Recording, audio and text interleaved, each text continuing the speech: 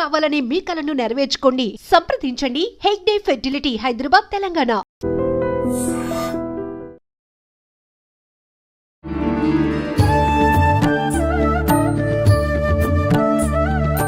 నమస్కారం, welcome to I dream. ధర్మ మార్గం విత్ విజిత కార్యక్రమానికి స్వాగతం. ప్రస్తుతం మనతో పాటు ఉన్నారు ప్రముఖ ఆధ్యాత్మికవేత్త, జ్యోతిష్య పండితులు సుభాష్ శర్మ గారు. ఇప్పుడు గురుగారితో మాట్లాడి మరిన్ని విషయాలు తెలుసుకుందాం.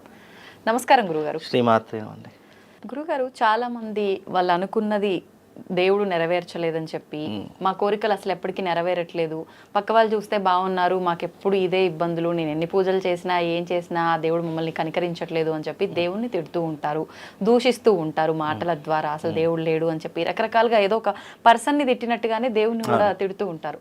ఇలా చేయటం వల్ల దేవతా శాపం ఏమైనా తగులుతుందా అనేది నా క్వశ్చన్. చాలా మంచి ప్రశ్నమ్మ. తప్పకుండా తగులుతుంది. దైవ దూషణ అనేటటువంటిది బ్రహ్మహత్య మహాపాతకాలలో ఒకటైనటువంటి దైవ దూషణ. దైవం ఏమీ అనట్లేదు కదా అని చెప్పేసి నోటికి ఇష్టం వచ్చినట్టుగా ఎవరైతే మాట్లాడతారో, ఎవరైతే నింద వేస్తారో, ఎవరైతే జీవితంలో భగవంతుడు మాకు ఇలాంటి కర్మనిచ్చాడు అని చెప్పేసి ఎవరైతే ఇలాంటి పదజాలాన్ని వాడతారో తప్పకుండా దైవ శాపము అని అంటాం దాన్ని. దైవాన్ని ఎవరైతే నిందిస్తారో తప్పకుండా 100% దైవ శాపం తప్పకుండా కలుగుతుంది. ఎందుకు అని అంటే, ఎప్పుడైనా మీరు గమనించండి, 100కి 99 తప్పులు మానవుడే చేస్తాడు. కానీ ఎవరిని ఏమని అనాలో తెలియక ఇవన్నీ కూడా భగవంతుని మీద నిందలు వేసేస్తూ ఉంటాడు. బికాజ్ భగవంతుడు ఏమీ అనలేడు, భగవంతుడు నేరుగా రాలేడు, భగవంతునికి ఏమన్నా కూడా ఏమీ జరగదు అనేటటువంటి ఒక అంధవిశ్వాసంలో బ్రతికే ప్రతి ఒక్కరికి కూడా తప్పకుండా దైవ దోషం అనేటటువంటిది తగులుతుంది. అది బ్రహ్మహత్య మహాపాతకాలలో ఒకటైనటువంటిది దైవ దూషణ. అంటే దైవాన్ని నిందించడము, దైవాన్ని ఇష్టం వచ్చినట్టుగా మాట్లాడడము, అసలు దేవుడు అనేటటువంటి వాడు లేడు అని ఎవరైతే అంటారో వాళ్ళందరికీ తప్పకుండా దైవ దోషము తప్పకుండా అంటి తీరుతుంది. ఎందుకు అంటుతుంది? మరి దేవుడు ఉన్నాడు, దేవుడు లేడు అని మాట్లాడేటటువంటికి ఇలాంటిది ఏమీ జరగదు కదా అని చెప్పి చాలామంది విర్రవీగుతూ ఉంటారు.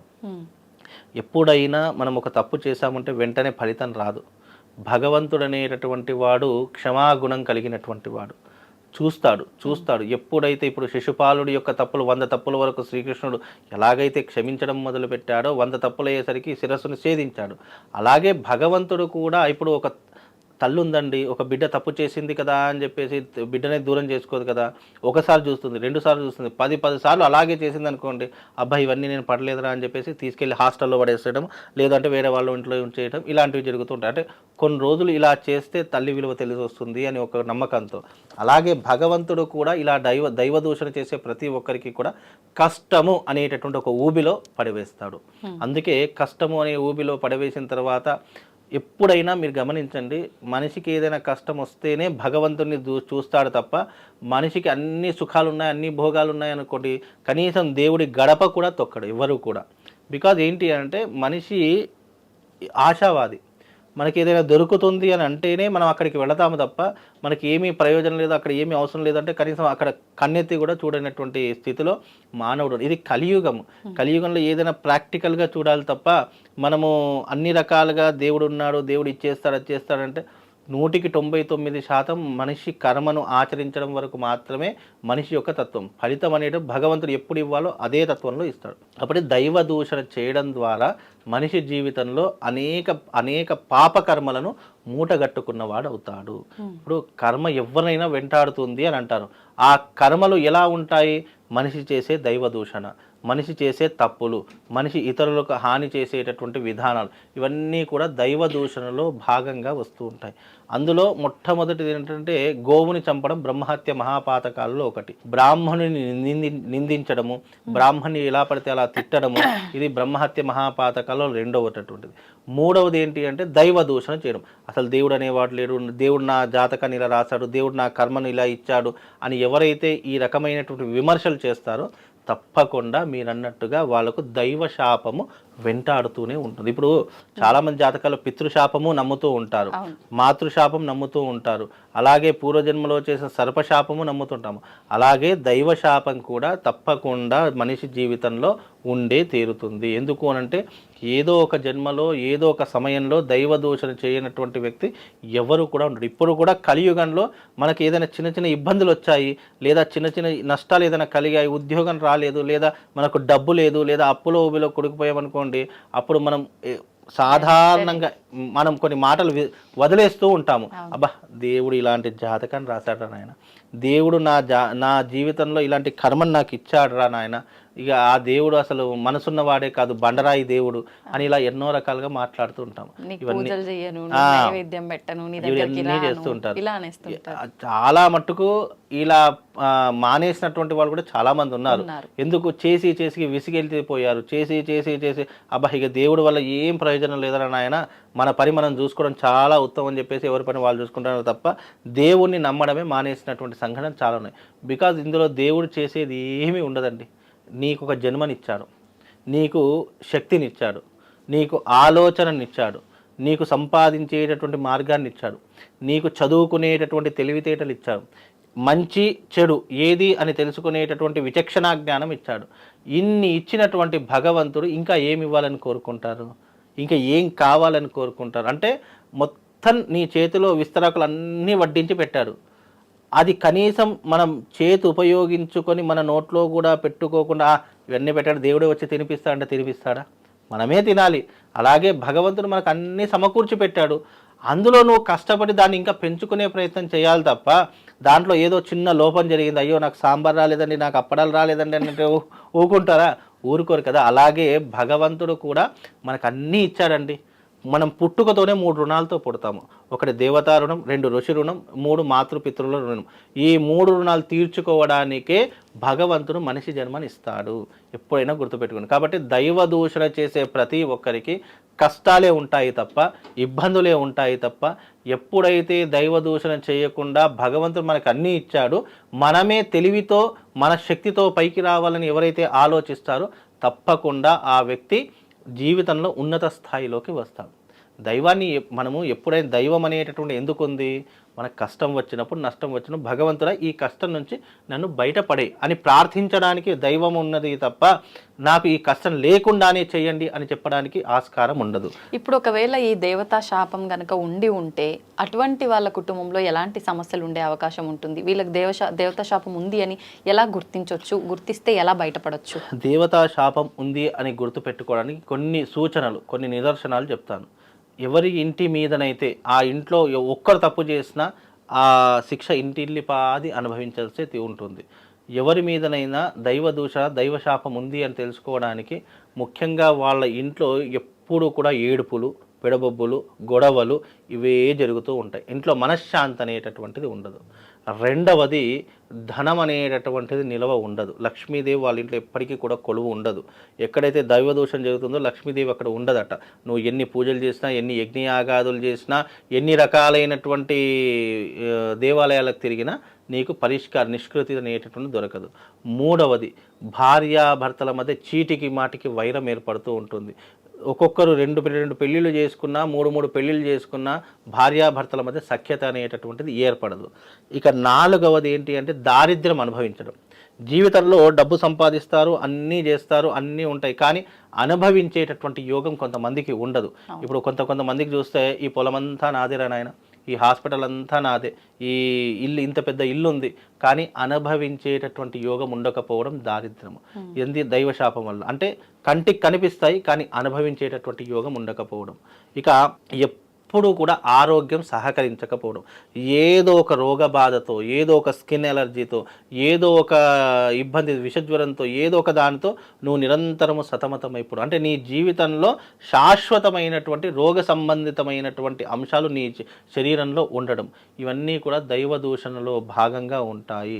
అలాగే మనకు ఎన్ని ఆస్తిపాస్తులు ఉన్నా కడుపు నిండా భోజనం కూడా చేయలేనటువంటి స్థితిలో ఉండడము. ఇప్పుడు మా ఇంట్లో పంచభక్ష ప్రమాణాలు వండి పెట్టుకునేంత స్తోమత మనకుంది.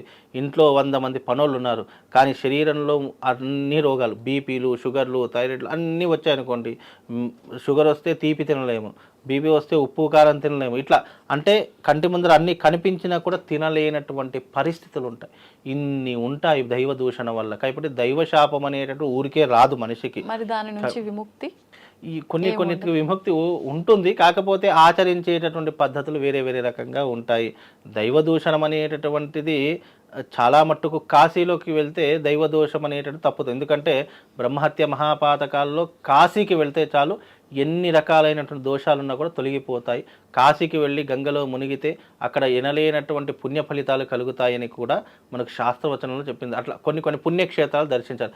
కాశీ లాంటి పుణ్యక్షేత్రము, అరుణాచలం లాంటి పుణ్యక్షేత్రము, అలాగే ప్రయాగరాజు, మళ్ళా తర్వాత ఈ యొక్క గంగోత్రి, యమునోత్రి, ఇలాంటి కొన్ని ప్రదేశాలకు సంచరించడం వల్ల కొన్ని రకాలైన బ్రహ్మహత్య మహాపాతకాలు ఈ పుణ్యక్షేత్రాలను దర్శించడం వల్ల తొలగిపోతాయి అని చెప్పి శాస్త్రవచనం అండి.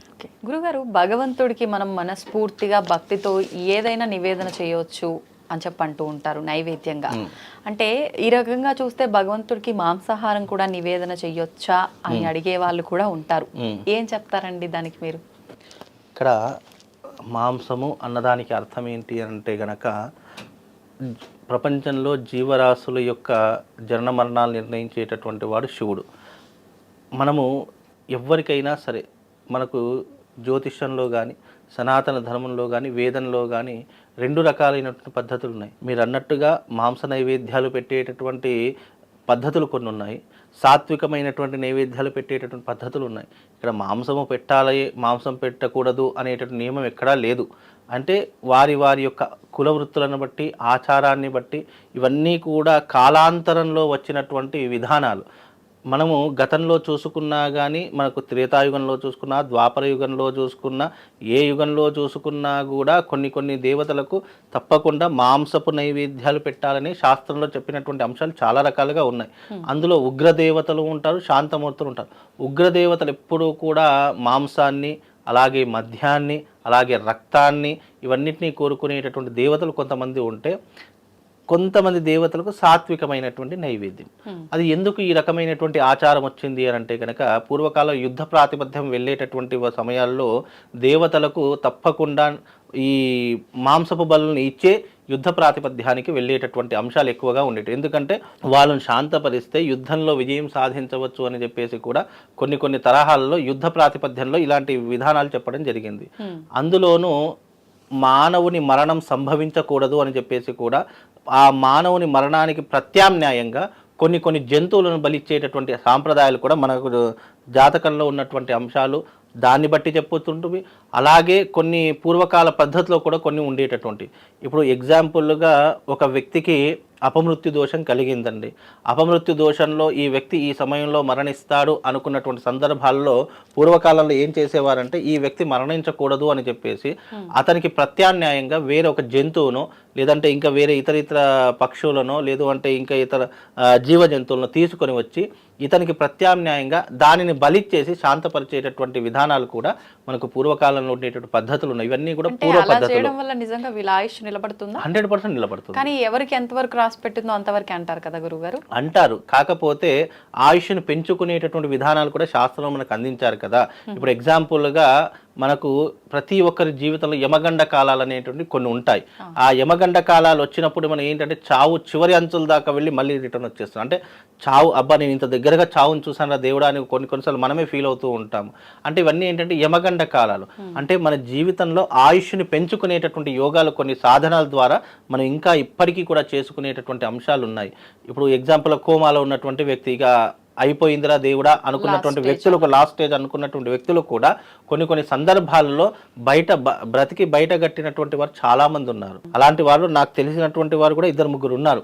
అంటే ఇక అయిపోయింది లాస్ట్ స్టేజ్, ఇక వీళ్ళు మళ్ళీ బ్రతకలేరు, వీళ్ళకు వైద్యమే లేదు అనుకున్నటువంటి తరహాలలో కూడా వాళ్ళు కొన్ని సాధనలు చేసి, కొన్ని రెమెడీస్ ఆచరించేసి వాళ్ళు చావు నుంచి బయటపడినటువంటి సంఘటనలు ఉన్నాయి. దాన్నే మనం ఏమంటాము అంటే అపమృత్యు దోషాలు తొలగించుకోవడం అంటాం. అంటే మన జీవితంలో ఉన్నటువంటి అపమృత్యు దోషాన్ని తొలగించుకునేటువంటి పద్ధతులు శాస్త్రాలు చాలా ఉన్నాయి. అందులో ఒక పద్ధతే ఇది. అంటే ఇప్పుడు మీకు ఏదైనా అపాయం జరగబోయేది ఉంది అని అనుకోండి, ఆ అపాయం మీ నుంచి మిమ్మల్ని ఏమి చేయకూడదు అంటే మీకు ప్రత్యామ్నాయంగా ఏం చేసేవారంటే ఒక జంతువుని బలి ఇచ్చేటటువంటి. ఇప్పుడు ఎగ్జాంపుల్గా మీ జాతకంలో కుజదోషం ఉందండి, మీకు మొదటి వైవాహిక జీవితంలో ఇబ్బందులు వస్తాయి లేదా వైధవ్యం కలుగుతుందంటే ఇప్పటికీ మనం ఒక చెట్టునిచ్చి పెళ్లి చేస్తూ ఉన్నాము. అంటే ఇప్పటికీ కూడా కొన్ని నమ్మకాలు ఇప్పటికీ మనం పాటిస్తున్నాం కదా. అలాగే పూర్వకాలంలో ఏంటంటే మీకు ఏదైనా అపాయం జరుగుతుంది, ప్రాణ భయం ఉంది, ప్రాణ సంకటం ఉంది అనుకున్నప్పుడు ఏం చేస్తారంటే మీకు ప్రత్యామ్నాయంగా ఇప్పటికీ కూడా కొన్ని కోడులను బలిస్తూ ఉంటారు. అరే నీ జీవితంలో ఏదైనా ఇబ్బంది ఉంది, లేదా నీకు పెళ్లి కావట్లేదు, లేదా నీ జాతకంలో అపమృతి దోషాలు ఉన్నాయి, నీకు ఇప్పటికీ కూడా ఎవరికైనా ఆరోగ్యం బాగా లేకపోతే ఇప్పటికీ కూడా బలులు ఇచ్చేటటువంటి సాంప్రదాయాలు చాలా ఉన్నాయి, అంటే ఆరోగ్యం మెరుగవడానికి. అలాగే ప్రత్యామ్నాయంగా ఒక మనిషి యొక్క జీవితంలో ఉన్నటువంటి ఆయుష్ను పెంచడానికి ఇతర వేరే దానికి బలిచ్చేటటువంటి సాంప్రదాయాలు ఉన్నాయి. అందులో ఇప్పుడు భగవంతుడి దగ్గరికి వచ్చేసరికి భగవంతునికి మాంసాహారం పెట్టకూడదని శాస్త్రంలో లేదు, కానీ అది కొంతమందికి మాత్రమే వస్తుంది. ఇప్పుడు ఒక ఇంట్లో 4 అన్నదమ్ములు ఉన్నారనుకోండి, 3 మాంసాహారం తింటారు, ఒక్కడు మాత్రం తినడు. ఎందుకు అంటే ఆ యొక్క వ్యక్తి జీవితంలో మాంసాహారం తినేటటువంటి యోగం అతనికి లేదు అని అర్థం చేసుకుంటాం. అలాగే కొంతమంది దేవతలకు కూడా మాంసాహారం పెట్టవచ్చు, కానీ అది నిర్ణయించేటటువంటి విధానాన్ని బట్టి ఉంటుంది. దాన్నే మనం ఇప్పుడున్నటువంటి పద్ధతిలో అందరికీ తెలిసినటువంటి పద్ధతులు చెప్పాలంటే వామాచార పద్ధతి అని చెప్పొచ్చు. ఇప్పుడు వామాచార పద్ధతిలో ఏముంటుంది, మాంసము, మద్యము, మైథునము, ముద్రలు ఇవే ఉంటుంటాయి. దక్షిణాచారంలో ఏముంటుంది, ఇప్పుడు ఎగ్జాంపుల్గా అమ్మవారి యొక్క తత్వాన్నే తీసుకుందాము. మనము సాత్వికమైనటువంటి రూపాలు ఉన్నాయి, మనకు మామూలు దేవాలయాలు ఉన్నాయి అనుకోండి, మనం ఏం చేస్తాం, పండ్లు, తర్వాత ఇంకేదైనా ఆహార పదార్థాలు, కొబ్బరికాయలు, ఇలా సాత్వికమైనటువంటి ఆహారం తీసుకెళ్తాం. అదే కొన్ని పుణ్యక్షేత్రాలు, ఇప్పుడు కామాఖ్య దేవాలయం ఉంది, అక్కడ మాంసము, మద్యము తప్ప వేరే నైవేద్యం ఏది పెట్టరు. అంటే అక్కడ ఉన్నది అమ్మవారే, ఇక్కడ ఉన్నది అమ్మవారే, కాకపోతే ఆచరించే పద్ధతులు వేరే రకంగా ఉంటాయి. ఇప్పుడు శివుడికి కూడా భక్త కన్నప్ప మాంసం పెట్టాడు, వచ్చి తిన్నాడా, తినలేదు. అంటే దానికి ఏంటంటే భక్తి ప్రధానముని శాస్త్రం చెప్పడం జరిగింది తప్ప ఇక్కడ ఇంకోటి భక్తితో ఏది సమర్పించినా భగవంతుడు కాదు అని అన్నాడు. కానీ ఎందుకు కాదనడు, మనం పెట్టింది ఏం భగవంతుడు వచ్చి తినడు కదా. మనం భగవంతుని మీద ఉన్నటువంటి విశ్వాసం భక్తితో మనం పెడతాము తప్ప భగవంతుడు వచ్చి ఏమీ తినడు. కాకపోతే అది మన భక్తికి ప్రతీక, మన భక్తి చైతన్యాన్ని చాటుకోవడానికి అదొక ఎగ్జాంపుల్గా తీసుకోవాలి తప్ప ఆ భగవంతుడికి అన్నీ తెలుతాయి కదా, మాంసం పెడితే తప్పేంది, అది నీలో ఉన్నటువంటి మూర్ఖత్వానికి దారి తీసేటటువంటి లక్షణాలు ఉంటాయి. నీ మెచ్యూరిటీకి, నీ మూర్ఖత్వానికి ఇది ఒక ప్రతీకగా తీసుకోవాలి తప్ప భగవంతుడు అన్నీ ఉంటాయి. భగవంతుడికి మధుమాంసాలు ఉంటాయి, మద్యం ఉంటుంది, కొబ్బరికాయలు ఉంటాయి, పూలు ఉంటాయి, పళ్ళు ఉంటాయి, పాలు ఉంటాయి, అన్నీ పెట్టవచ్చు. కాకపోతే అది నీ యొక్క విచక్షణా జ్ఞానం మీద ఆధారపడి ఉంది. ఆ విచక్షణా జ్ఞానం మీద ఆధారపడి ఉన్నట్టు అంశాలలో ఈ నైవేద్యం ప్రాసెస్ అనేటటువంటిది ఒకటి. కాబట్టి దీంట్లో ఉగ్రదేవతలకు కొన్ని నైవేద్యాలు ఉంటాయి, సాత్వికమైనటువంటి దేవతలకు కొన్ని నైవేద్యాలు ఉంటాయి. భగవంతుడికి మాంసం పెడితే ఏమవుతుంది అని అంటే, భగవంతుడికి మాంసం పెడితే నీకేమీ కాదు, కానీ అది భగవంతుడు తినడు, అది నీకు తెలుసు, నాకు తెలుసు. కానీ అది మూర్ఖత్వంతో చేసేటటువంటి కొన్ని, అంటే వితండవాదం చేసే వాళ్ళు కొంతమంది ఉంటారు కదా, వాళ్లకు ఎగ్జాంపుల్గా చెప్పడానికే తప్ప భగవంతుడికి ఏది పెట్టినా భగవంతుడు స్వీకరిస్తాడు. కానీ అది భగవంతుడి దగ్గరికి పెట్టేసరికి అది ప్రసాదంగా మారిపోతుంది. ఇప్పుడు అప్పట్లో జరిగినటువంటి కొన్ని సంఘటనల ఆధారంగా చేసుకుంటే, ఎగ్జాంపుల్గా పోతులూరి వీరబ్రహ్మేంద్ర స్వామి వారు ఉన్నారు. అతను ఆ స్వామివారు ఏం చేశారంటే ఒక దర్గాకి వెళ్ళారండి. ఆ దర్గాలో అక్కడ మధుమాంసాలన్నీ కూడా పెడుతూ ఉంటే, మీ దేవుడు అన్నీ తింటాడు కదా, ఇదిగో ఈ మాంసం కూడా తీసుకోండి అని చెప్పేసి అన్నారట. ఆ మాంసం మీద మూత కప్పింది ఉంది. మూత కప్పి ఉంటే అప్పుడు వాళ్ళందరికీ తెలుసు, కానీ ఎవరు కూడా మాట మాట్లాడలేదు. కానీ అతను సాక్షాత్తు వీరబ్రహ్మేంద్ర స్వామి అంటే సాక్షాత్తు దైవ స్వరూపం. ఆ వ్యక్తి ఏం చేశాడు, సరే అని చెప్పేసి తీసుకోగానే అవన్నీ కూడా పళ్ళు స్వరూపాలుగా మారిపోయాయి. చూసే వాళ్ళందరూ ఆశ్చర్యపోయారు. అంటే భగవంతుడి దగ్గరికి పెట్టేది మనం మాంసం పెడతాం, కానీ అతనికి కనిపించేదంతా కూడా సాత్వికమైనటువంటి విధానంలోనే కనిపిస్తుంది. అది భక్తి చైతన్యాన్ని చాటుకోవడానికే మనం నైవేద్యం పెడతాము తప్ప, పోనీ ఆ నైవేద్యం మనం పెడతాం, మళ్ళీ అది ఎవరు తింటారు, మనమే తింటామో తప్ప భగవంతుడు వచ్చేమి తినడు. కానీ ఆయన చూపుతోటే దాన్ని ఆరగిస్తాడు అలా చెప్తూ ఉంటారు కదా. ఆ చూపుతో ఆరగించేటటువంటి పదార్థాలు ఎలా ఉంటాయి, నువ్వు మాంసం పెట్టినా ఆ స్వామివారికి అది పళ్ళ రూపంలోనే కనిపిస్తుంది, ఆ సాత్వికమైనటువంటి ఆహార రూపంలోనే కనిపిస్తుంది. దాంట్లో ఉన్నటువంటి సాత్వికాన్ని తీసుకుంటాడు తప్ప, ఇప్పుడు నువ్వు తప్పు చేసావని మీ అమ్మగారు మిమ్మల్ని దూరం పెట్టారు కదా, ఒక 2 దెబ్బలు వేసో 2 మాటలు చెప్పో మళ్ళీ మిమ్మల్ని దగ్గర తీసుకుంటాడు. అలాగే భగవంతుడు మాంసం పెట్టాడని భక్తుడిని ఎప్పుడూ దూరం చేసుకోడు. ఆ జ్ఞానాన్ని తెలుసుకోవడానికి అవకాశం ఇస్తాడు. అవకాశం ఇచ్చినప్పుడు దాన్ని వినియోగించుకోకపోతే ఆ మనిషి జీవితం వ్యర్థమే.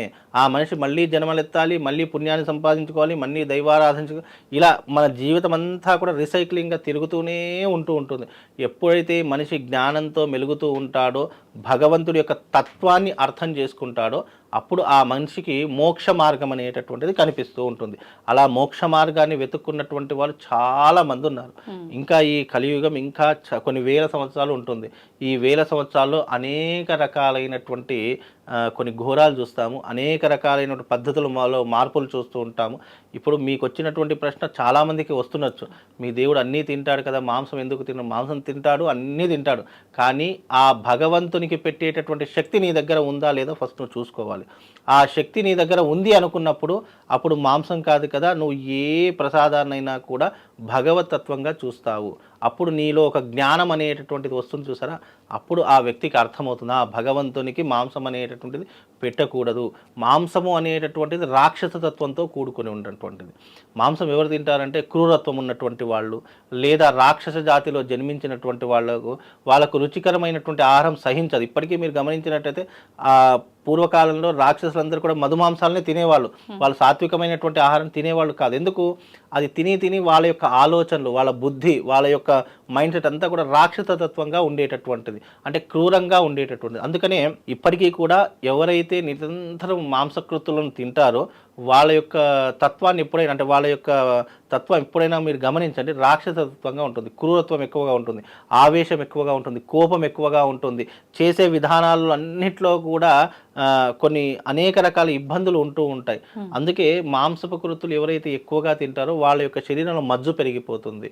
అలాగే వాళ్ళ శరీరంలో ఉన్నటువంటి జ్ఞాపక శక్తి, ఆలోచన విధానము, దైవికపరమైనటువంటి ఆలోచన తత్వము అవన్నీ కూడా మెల్లమెల్లగా క్షీణించిపోతూ ఉంటాయి. అందుకే మాంసపు కృత్తులు అనేటటువంటివి ఎవరు తినే ఆదిమాలు, అంటే ఆహారం దొరకనటువంటి పరిస్థితుల్లో చాలామంది బ్రతకడం కోసం అలా తిన్నారు తప్ప ఇప్పుడు అలాంటి అవకాశం ఏం లేదు. అందరికీ ఆహార పదార్థాలు, కానీ కొంతమంది ఇక అది లేకుండా బ్రతికేటటువంటి వాళ్ళు లేరు కాబట్టి కొంతమందికి మాంసం ఉంటేనే ముద్ద దిగుతుంది అనేటటువంటి తత్వంలో కొంతమంది అలవాటు పడిపోయారు కాబట్టి అలాంటి పద్ధతులు అనేటటువంటివి ఇప్పుడు లేవు. కాబట్టి అది వాళ్ళ విచక్షణ జ్ఞానం, వాళ్ళు ఆలోచించేటటువంటి విధానానికి వదిలేసారు తప్ప భగవంతుడికైతే మాంసం పెట్టాలి పెట్టకూడదనేటటువంటి ఆలోచన అసలు అది లేదు. కానీ కొంతమందికి ఉన్నాయి, కొంతమందికి అంటే ఉగ్రదేవతలకు మాంసం మధ్యమే పెడుతూ ఉంటాము, సాత్వికమైనటువంటి వాళ్లకు ఈ కొబ్బరికాయలు, పళ్ళు, మన ఇంట్లో చేసినటువంటి ఆహార పదార్థాలు మాత్రమే పెడుతూ ఉంటాం. అది ప్రాంతీయాన్ని బట్టి, ఆచారాన్ని బట్టి, మనం చేసే విధానాన్ని బట్టి అవన్నీ కూడా రకరకాలుగా మార్పు చెందుతూ ఉంటాయి. ఇప్పటికీ కూడా మనము ఊర పండగ అని చెప్పి చేస్తుంటాం గ్రామ దేవతలకు, వాళ్ళకు కూడా మధుమాంసాలు ఇస్తూనే ఉంటారు. దేవతలకు మాంసం పెట్టకూడదని లేదు, కానీ అది మనం ఆచరించే పద్ధతిని బట్టి అది ఆచరణ చేసుకుంటే బాగుంటుంది. ధన్యవాదాలు గురుగారు. శ్రీమాత్రే.